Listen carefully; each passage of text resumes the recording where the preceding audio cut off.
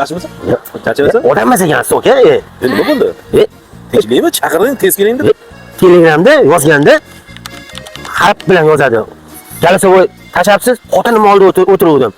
Qamar, anu qizing zo'r qiz ekan, kafeda ko'rib qoldim deb ovozi xabar qilib Telegramda baland ovozda yozib gapiribsiz. Xotinim yonimda o'tiruvdi. Qildi to'polon. Unaqa emas, aka. Men o'zing bo'lsang kerak deganman. Mayli lekin sangacha ukam qasam ovozim kerak. Biz vaqt yurmaganmiz, xotinga vafodor bo'lib yurganmiz. Qanaqa to'pozan? Zo'rlarni gapirsan. Siz ham tavba okalaylar yursa endi bir davringda. So'ra bor. Ketib olgan chiroyli. Telefon nomerini beraman. O'shani o'rab gaplashib olasiz. Men gapni no'noqroqmi? Men o'rolmayman. O'zing gaplashib desang bo'ladi. Zo'r bo'ladi. Xotinim yo'q deysiz. Ha, xotinim yo'q deshim kerak-da. Ha, faqat men berganimni yetib yurmang, aka. Bilib qolish mumkin-da. Bo'ldi. Shunaqa desam bo'ldi. Ha. Anaqami? Ismi nima? Ismi Luba. Chiroyli. Ketib olgan. Telefoningizni bering, men nomerini yozib beraman. O'zbekchani biladimi ishqilib? Ha, biladi. Donishib qo'y. Yo'zar ketdi-ku.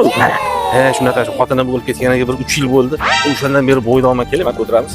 O'shandan beri bo'ydoqman, xotinsiz yashash juda qiyin bo'lar ekan-da. Mana siz ham boshingiz ochiq, meni ham boshim ochiq. Xotiningiz rostdan o'lganmi? Ha, nimasini aytasiz? Qo'ying, yaramga tursak men. Xullas, rozimisiz turmushga chiqishga? Ha, roziman. Tilingizga shakar. Qormanglar. Kim bu otasi? Kim bu? Xotinim. Xotinim o'lgan dedingiz-ku?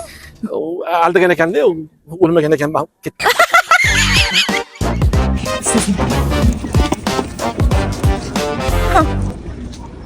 Babnik.